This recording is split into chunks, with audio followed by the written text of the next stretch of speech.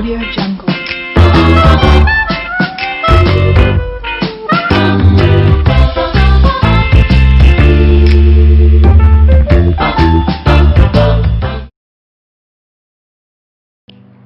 बिस्मिल्लाहिर्रहमानिर्रहीम। अस्सलाम वालेकुम।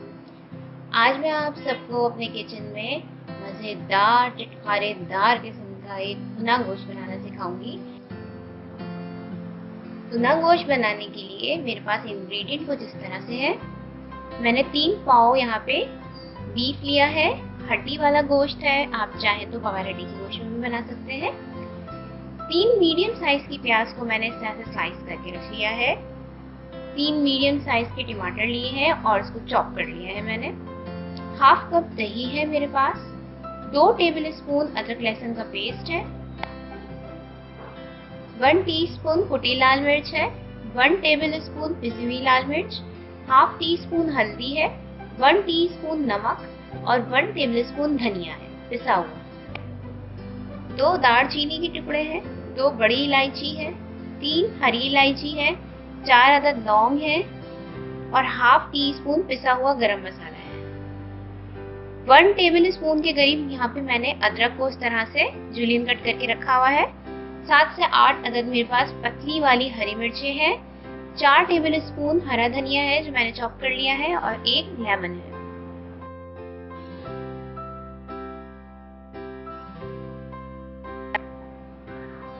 अब मैंने एक भगोने में तकरीबन हाफ कप ऑयल जो है वो डाल दिया है और उसको मैंने गरम कर लिया है।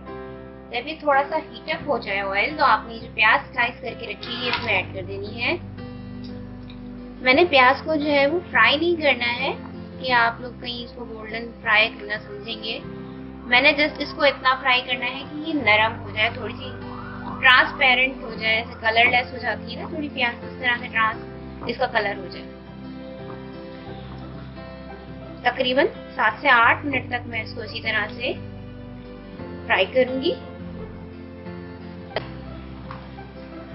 देखिए यहाँ पे हमारी प्याज जो है वो थोड़ी कलरलेस हो चुकी है इस तरह से। अब मैं इसके अंदर गोश्त शामिल करूंगी।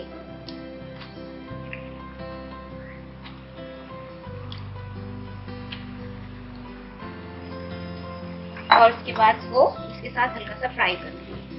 ज्यादा फ्राई नहीं करना है, जस्ट आपने इसको कलर जो है वाइट हो जाए गोश्त का,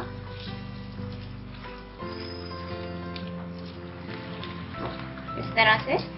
और इसके साथ ही मैं इसमें अदरक लहसुन का पेस्ट भी शामिल कर दूंगी।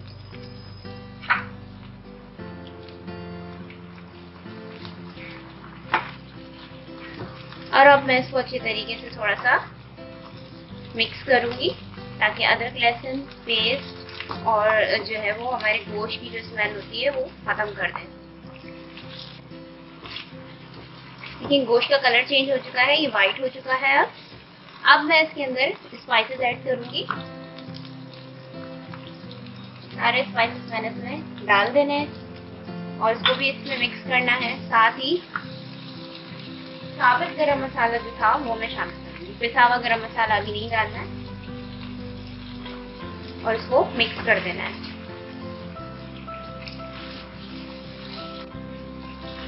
मसालों के साथ मुझे गोश्त को भूनते हुए तकरीबन 5 मिनट हुए हैं। अब मैं इसके अंदर जो मैंने टमाटर चॉप करके रखे थे वो शामिल कर रही हूँ और इसको भी अच्छे तरीके से मिक्स कर दूंगी। आप चाहें तो टोमेटो प्यूरी भी इसमें डाल सकते हैं। अब मैंने इसको अच्छी तरीके से मिक्स कर दिया है।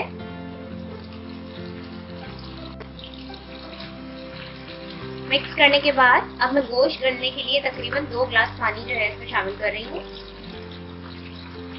आप चाहें तो इसको प्रेशर कुकर में भी पका सकते हैं, ये बहुत जल्दी बन जाएगा उसमें। 2 ग्लास पानी डालने के बाद मैंने फ्लेम को जो है वो बिल्कुल लो कर देना है और तकरीबन 30 से 35 मिनट के लिए मैं गोश्त को कवर करके रख दूंगी ताकि ये अच्छे से टेंडर हो जाए।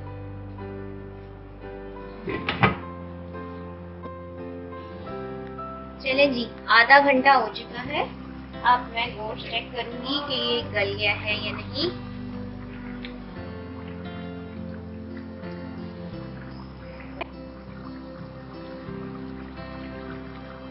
ये देखिए, ये बिल्कुल आसानी से टूट रहा है, टेंडर हो चुका है। अब मैंने इसको थोड़ा सा फ्लेम जो है मीडियम कर लेना है और इसको भूनना है, ताकि जो हमारे पास प्याज और टमाटर नजर आ रहे हैं ये बिल्कुल अच्छे से भुन जाए और नजर ना आए। साथ ही जब ये हल्का सा भुन जाएगा तो इसके अंदर मैं दही भी शामिल कर दूंगी, पर इससे पहले मैं इसका पानी थोड़ा सा ड्राई करूंगी। देखिए, इसका पानी थोड़ा सा ड्राई होना शुरू हो चुका है। नमक मिर्च वगैरह जो भी है आप लोग अपने टेस्ट के अकॉर्डिंग शामिल किया कीजिए। अक्सर लोग जो है वो थोड़ा सा ज्यादा स्पाइसी खाते हैं, तो बेशक आप लोग डाल लें, इसमें कोई मसले की बात नहीं होती है।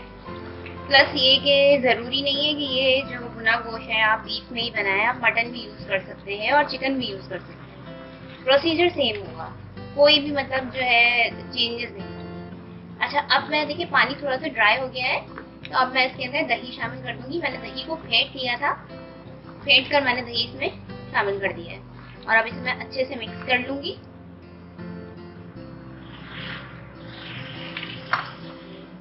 इस तरह से।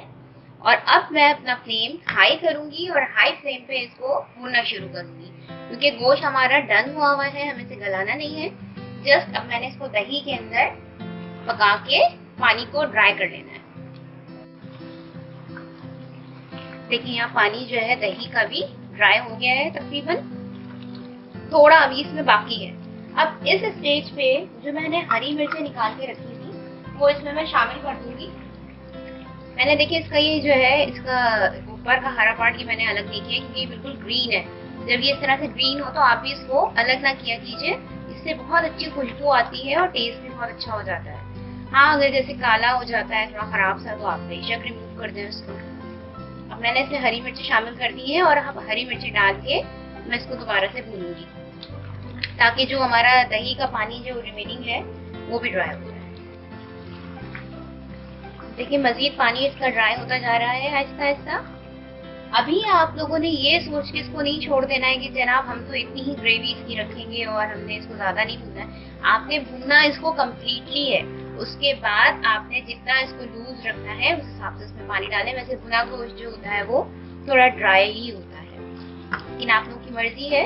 देखिए, मैं हाफ लेमन जो है वो भी इसमें ऐड कर रही हूँ। इस तरह से आपने इसमें ऐड कर देना है हाफ लेमन।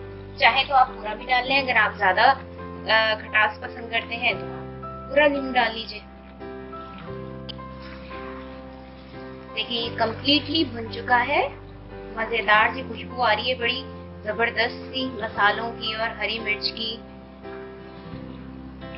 अच्छा, अब मैं तो इसको इसी तरह से रखूंगी क्योंकि हमारे पास इसी तरह से खाया जाता है भुना गोश्त। आप चाहें तो इसके अंदर आधा ग्लास पानी ऐड करके इसको थोड़ा सा ग्रेवी फॉर्म में कर सकते हैं। इस तरह से गाढ़ा गाढ़ा मसाला अगर आपको अच्छा नहीं लग रहा हो, वैसे ये इसी तरह से खा के देखें, बहुत मजे का लगता है, बहुत ही ज्यादा चटपटा सा अलग सा फ्लेवर आपको फील होगा। अब मैं इसके ऊपर जो मैंने जुलियन कट करके रखी थी अदरक, थोड़ी सी इसके ऊपर इस तरह से डाल दूंगी और साथ ही जो पिसा हुआ गरम मसाला था वो मैंने इसके ऊपर इस तरह से डाल देना है और इसको तकरीबन 2 से 3 मिनट के लिए बिल्कुल मीडियम लो फ्लेम पर इसको हाफ लिड कवर करके दम पे रखो। 4 मिनट हो चुके हैं, मैंने दम पे लगाया हुआ था। अब मैं इसका फ्लेम ऑफ कर चुकी हूँ और देखें इसके ऊपर तेल भी आ चुका है, बहुत ही अच्छी खुशबू आ रही है। हमारा भुना हुआ गोश्त तैयार हो चुका है। अब मैं आपको उसको डिश आउट करके दिखाती हूँ। तो जनाब, हमारा भुना गोश्त तैयार हो चुका है, चटपटा, मजेदार, खुशबूदार। आप लाजमी ट्राई करें, आपके घर वालों को भी बहुत पसंद आएगा। और अपना फीडबैक मुझे कमेंट्स में जरूर दीजिएगा। मेरे चैनल को सब्सक्राइब करना ना भूलिएगा और वीडियो को लाइक जरूर कीजिएगा। इंशाअल्लाह ताला नई रेसिपी के साथ फिर हाजिर होंगी। जब तक के लिए अल्लाह हाफिज।